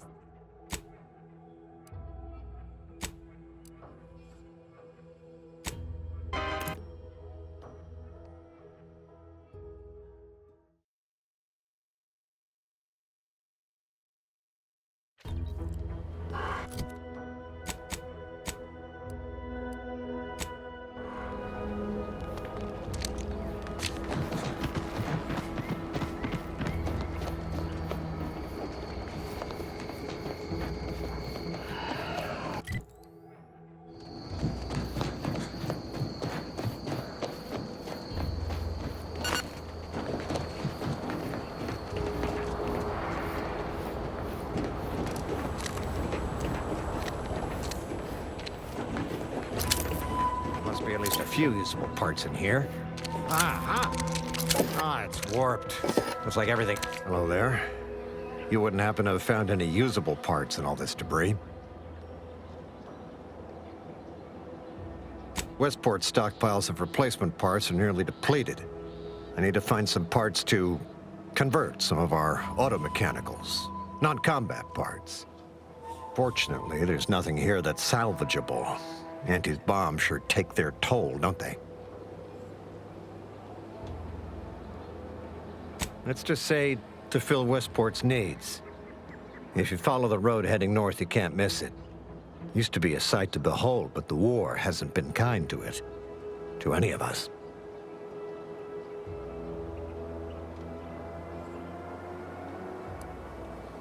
True enough. A few years ago, I couldn't have imagined us running short of anything. And now here I am, digging through scrap for parts. But I digress. Was there anything else? Need to get back to my hunt, you understand?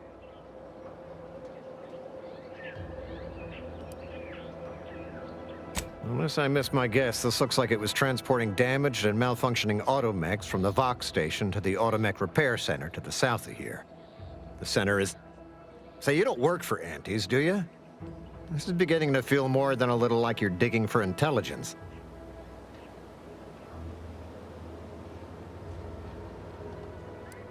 Fair enough. As I was saying, the Automech Repair Center is south of here.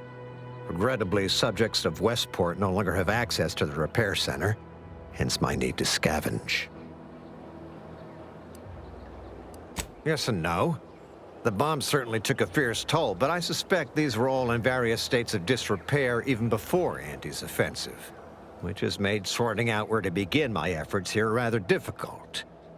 There should be a manifest somewhere, but it's nowhere to be found. Nor are the troopers who should have been escorting this. Where are their bodies? These were stalwart defenders of the Protectorate we're talking about here. Not the spineless stumblewits that comprise the forces of Anti's choice. No. Some other unfortunate fate has befallen them. Could have been any manner of terror brought upon us by Antis. Likewise. And please inform me if you happen upon any usable parts. There must be at least a few usable parts in here. It's warped. Just like everything else.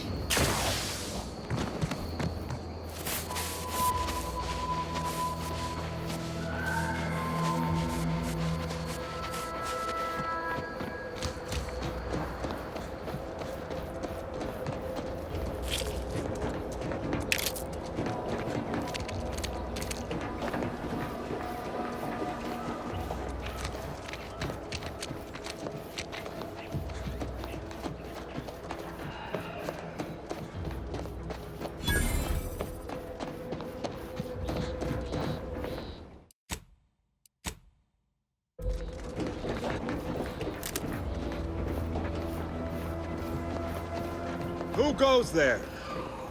By orders of Marshal Donaldson, no one comes or goes to the Automech Repair Center without approval. What's your business here? Now you've done it. Slowing down a ranking protectorate official is worth 10, 20 demerits if you're lucky.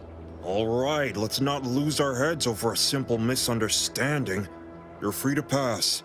Marshal Donaldson likes to greet new arrivals personally. We'll let him know you're inbound, so no one shoots on sight. Oh, and fair warning, watch out for Zeranium gas. We sprung a leak.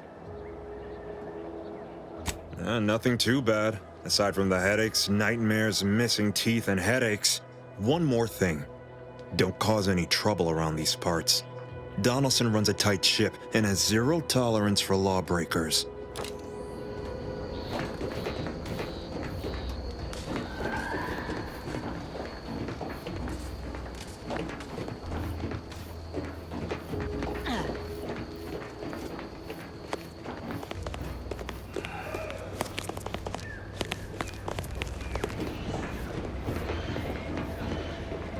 Prudence dictates we cherish all we have and defend it.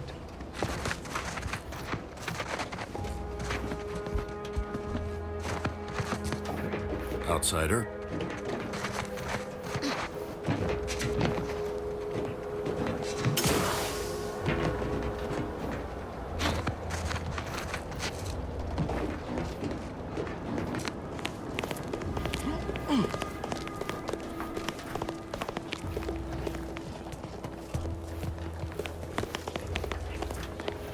All that matters is getting these automechs to the Vox relay station. But Marshal, we must adhere to decontamination procedure. What in the name of the architect? Oh, right. My guards told me to expect a new arrival, right before our chief mechanist decided to harangue me with the latest in our catastrophe. Marshal, you're acting as though I'm not standing here auguring the impending doom of this facility. Woodrow, normally I would be obliged, nay, happy, to receive your senseless jawing. But not today. Perhaps this outsider can assist where you've failed. I hope you've come to help, because a crisis is bearing down on us, and I've a dearth of reliable hands with which to manage it.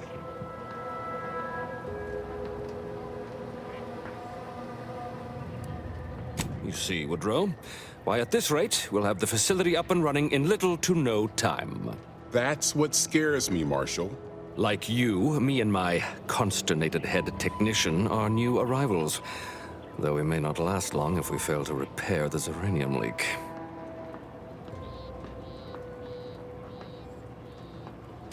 I wouldn't have put it in those terms, but I appreciate someone who speaks their mind. The Vox relay station needs our automechs. But until that leak is fixed, this facility is a target for the sport of Anti's armaments.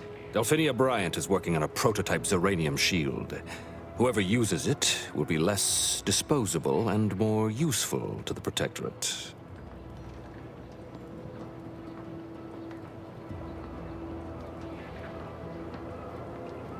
What did I tell you, Woodrow? The situation's well in hand. Marshal, those automechs have been corrupted with Zeranium. I can't even cogitate on what they're capable of if we lack the time or resources to approach this rationally. Should they go berserk, we may well be turning the very subject you intend to resupply into their victims. We'd be branded as traitors. Then perhaps you had better explain to Brigadier Montelli why his defenses are grounded. And you can do so personally, in the comfort of his office. Montelli? I rescind my objection. May the delicate workings of the paradigm point us toward a better way. There's a good fellow. Cleave to your loyalty, and it will never steer you wrong.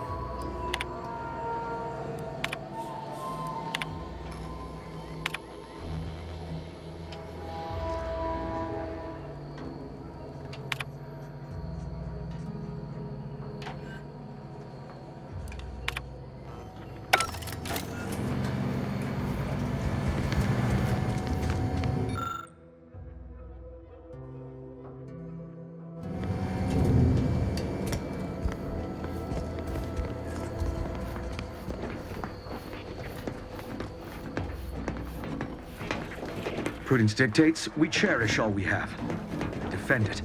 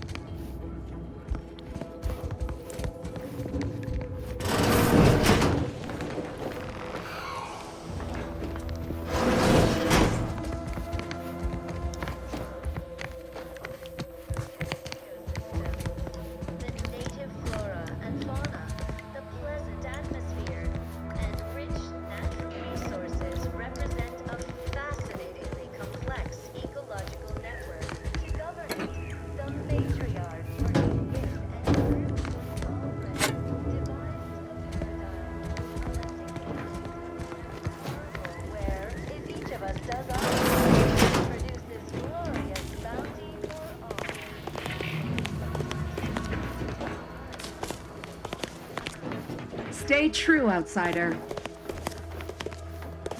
Ambient zeranium levels are higher than average, but within acceptable ranges. State your business. This unit was engineered to facilitate management of supply inventory at this installation.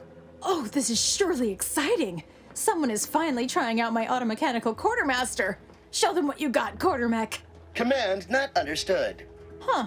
I thought that would have put it into sales mode. Best look into that later. Please, give it a try yourself. All wares should be perfectly visible already. Sorry, it tends to take things too literally. Maybe try phrasing the request differently. Lull detected. Conversational status uncomfortable. Current inventory indicates 0 copies of item designated stuff. Transaction halted. I see. It's mislabeling stuff as a specific request. I'll have to add additional linguistic support for collective nouns. Look, for now, just use the phrase initiate commerce. It's what I used during the initial testing. Initiating commerce.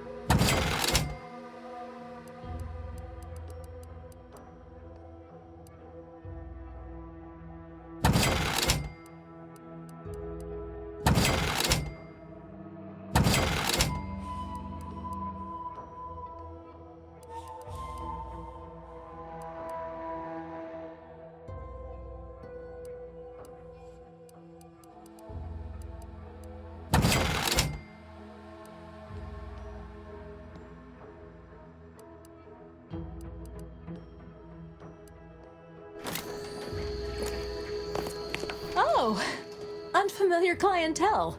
I was just lamenting the lack of new faces around here since supplies stopped arriving. And then you walk in. Name's Hazel. I'm sort of the acting quartermaster around these parts. You need any supplies? Talk to my friend the Quartermech here. You'd think that a fully stocked auto-mechanical repair center would have automech parts, and 9 times out of 10 you'd be spot on. Trouble is, a bunch of supplies went missing recently, right around the time the Quartermech completed a routine inventory. You're not implying the Quartermech is somehow responsible, are you? I'd hate for the big guy to get in trouble. The Quartermech is my responsibility. Claim whatever parts you require from the missing supplies, and we'll call the matter settled. Delphinia's lab would be the place to search. We use it for storage, and our records indicate the supplies were present and accounted for. Standard Earth Directorate protocol calls for a thorough grid search of the premises, Commander. Those parts are bound to turn up somewhere. Are you acquainted with Delphinia? She's a scientist on loan from the Vox Relay, helping with the Zeranium leak and all. Delphinia is not very nice. Or maybe she just doesn't like me personally. Anyway, she's very talented, and I'm glad she's helping out. And I'm never going within 10 feet of her again.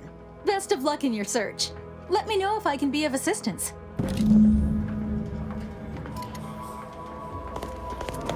See you soon, I hope.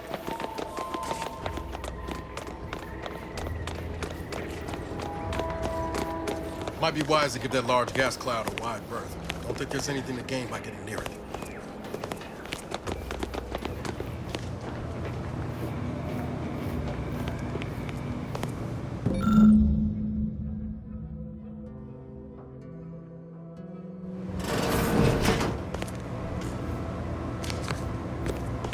Oh yes, I adore interruptions. I was just saying, what's best for stoking the spark of invention? Regular disruptions to one's train of thought. Now, what is it you want? Now that you mention it, there was one particularly insistent little mech who kept trying to put all manner of bric-a-brac in here. After several firm remonstrations, I told it the interior of this building is off limits while I am working here. Didn't see that peculiar little scamp again after that.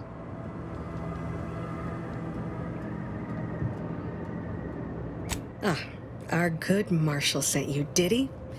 Well, unfortunately, the device is taking longer than expected. A number of factors. Zeranium is dangerous, and we wouldn't want a researcher falling victim to their subject of study. The scarcity of volunteers is also a problem. Everyone wants to fix the gas leak, but no one wants to step inside a hazardous vapor. Now tell me, are you familiar with Zeranium gas? One and the same. That building took the brunt of the damage during a recent attack, and now it's spewing valuable Zeranium all over the place. I could speak at length about Zeranium's many captivating intrinsic qualities, but suffice it to say, in its gaseous state, it's rather deadly. So what am I endeavoring to create? A protective device that shields its wearer from Zeranium's remarkably unsavory effects, as well as other forms of harm. Quite splendidly, if I do say so myself. The principal function of the device is confirmed operational. I merely need to work out some minor implementation concerns. Alas, while I'm occupied with inventing this shield gadget, I also find myself in need of assistance regarding its key components. Good. Wonderful. As an added incentive, I'll allow you to keep one of the prototypes once the work is finished, so you be sure to give it your all. Now here, you'll need this apparatus. It's for collecting stray Zeranium effluvium. Gas, that is. My supply is running low from all the iterative testing I've been performing. Merely activate the device once it's inside a Zeranium cloud, the one around the main hangar specifically. Try to avoid any fields of dense Zeranium, or death is all but assured. Any questions? Normally, yes, but on the off chance that environmental exposure has altered the gas here in any way, I'll want to work with local samples. Ideally, the resulting shielding will protect against any gas, but since it's of utmost importance that it work on the gas here, I'll be calibrating against that. Well, of course, obviously. To that end, I'd suggest choosing a cloud of lesser density for your collection efforts. Lower chance of near-instant death that way. If you suffer prolonged exposure, assuming you survive, see our local medical officer next door. She is highly preoccupied by the treatment of Zeranium-related maladies. I believe that covers all the necessary education for this particular assignment. Oh, so exhilarating to have a new subordinate. I look forward to thoroughly scrutinizing your work. Now, shoo-shoo! Off with you now! Gather those samples! Shoo!